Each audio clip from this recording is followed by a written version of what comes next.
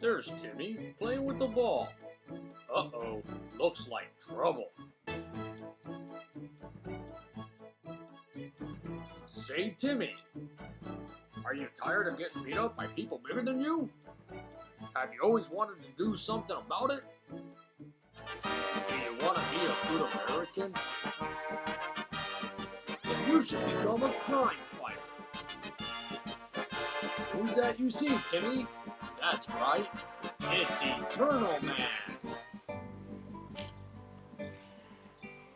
By using a Bono how-to series, you can be a crime fighter, just like me.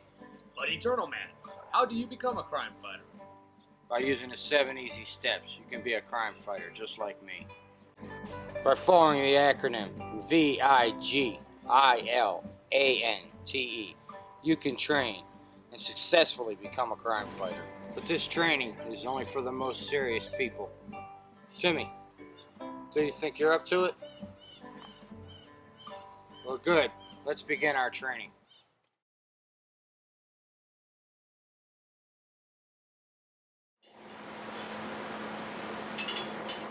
Well, it seems as though Timmy's going to be a crime fighter after all. That's great, because we can never have enough red-blooded Americans taking matters into their own hands. Being a crime fighter could be a life of isolation, bitterness, and hard work, but it can be fun too. But you must decide what type of body you want to achieve. Do you want to be a strong, bulky chunk of man like Headhunter? Or would you prefer an easier to maintain build of the sleek and agile Intrepid? For the purpose of this series, we will choose for you. You will be Intrepid. You do not want to get caught up in that whole steroid thing. No, you will not, Eternalman. You will want to start an easy regimen of push-ups, sit-ups, and running up to 3 miles. Every week should be double your efforts until you are able to complete 100 repetitions of each exercise without stopping. During non-running days, focus more on weights and attempt to practice the mystical arts of yoga. Yoga is especially important. You should train for at least 2 hours a day for 8 weeks to really notice changes in your body. Also, you cannot go to step 6 at this time. We will have plenty of time to go to the later stages. Now, Timmy, why don't we start lifting weights now? Now that means you too, crime fighter. After completing this step, you will find yourself getting bigger in size and ability.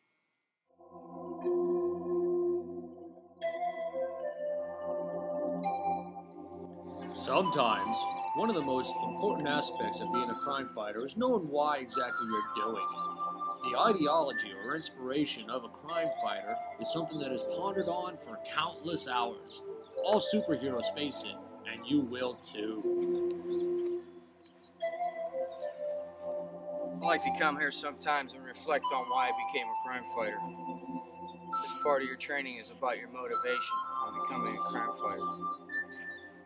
We all know that beating up bad guys is a lot of fun, but there's a purpose to being a crime fighter. You must ask yourself 3 basic questions. Why am I a crime fighter? What are my goals? Is this all worth dying for? Now don't get scared. The third one is only precautionary due to legal ramifications. We know that only the bad guys die in the movies. You need to determine how you want to accomplish your goals. Do you want to be a bounty hunter like Waiton, who kills first and asks questions later? Or do you want to be like Intrepid, who merely maims his victims enough until they confess? Once you decide to answer these deep questions, you will be ready to move on to step 3.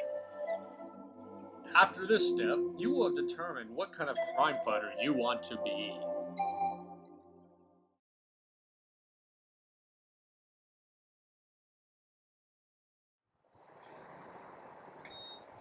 At this point, you should be well into your physical conditioning program and should have already decided why you want to be a crime fighter. Now you will learn how to actually find criminals. That's why we're at the library. The library is full of information. With the invention of the Dewey Decimal System, a library makes things easy to find. There are books about crime, fighting, and the Nazis. We all know that the Nazis were the biggest criminals of the 20th century. That's right, Eternalman. Newspapers also hold information on the locations of criminal activities. By reading the locations of newspaper reports on various activities, you can pinpoint high criminal areas within a given area or suburb. You can even make your mother happy by going to the library. She'll think you're studying.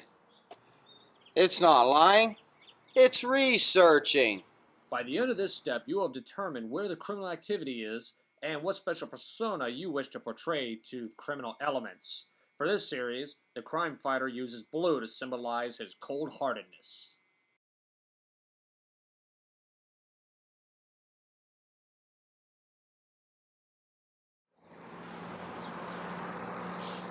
Here we are, one of the greatest places to get all your crime fighting needs. The Army Surplus Store has all the weapons, uniforms, and equipment specially tailored for your needs. Have you ever wondered where crime fighters get those cool and wonderful toys? Well, of course, it's at the Army-Navy Surplus Store. Since you've chosen to emulate Intrepid, you only want to maim your victims. So, you must decide what weapons are appropriate. Will a knife, the sword, throwing stars, or the nunchucka be most likely to only maim or hurt instead of kill the enemy? These are okay. They will only wound the bad guys. To protect yourself from harm, you should wear body armor. Also, a mask should be worn to protect your identity. The utility belt is particularly important. It can hold all your crime-fighting tools.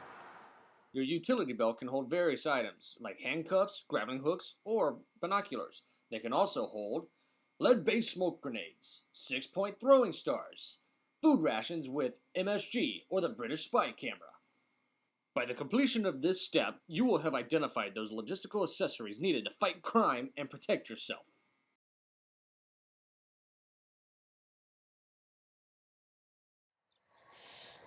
Every good crime fighter's got to get around in this city. What I use is what people refer to as an automobile. But Eternalman, isn't an automobile expensive? Not really. If you go to a used car lot. You will want to choose a common-looking nondescript vehicle that can hold yourself and at least 2 people in the trunk. This way you can carry them off to a secret location for questioning. Tried a motorcycle once, but it's hard trying to take the criminals to jail. And if you add a cape, it might get stuck in a tire. When you register your automobile, use a fake name, and always keep your car hidden while not in use. Decorations may give away that you are the local crime fighter. Your car gets damaged in a firefight. It's no big deal. It was cheap to get in the first place. Once you have saved money, you can purchase your own mode of transportation to get around your crime-ridden city.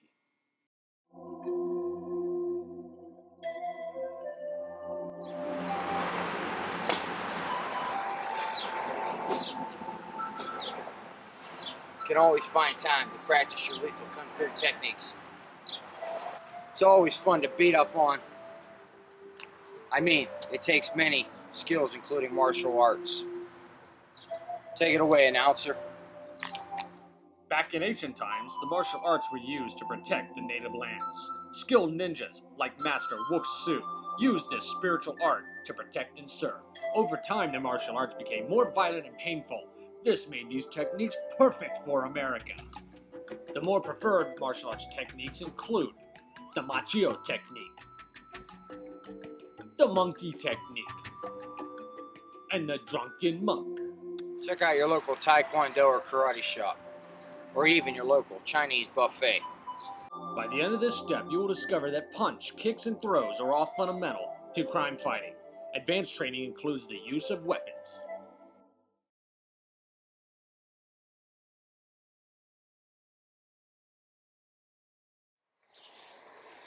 Say, Eternalman, have you learned anything from the ninjas? Boy, did I.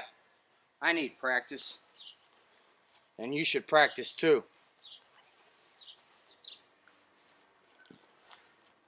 Take this fence, for example. Not only does it protect your backyard, but it makes a great target site for your weapons. The common fence can be used to practice with your weapons of choice, or you can use the fence to harden your combat skills. Practice your swinging techniques by first throwing your grappling hook into a tree and then swinging to the far side. Once you've trained on these and other techniques, you'll have completed all there is to being a crime fighter. To help you with this type of specialty training, you can find more books at your local library. You should know where this is by now.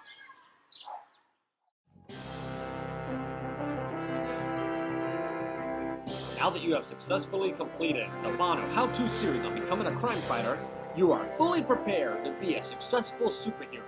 Now, go get those bad guys, crime fighter!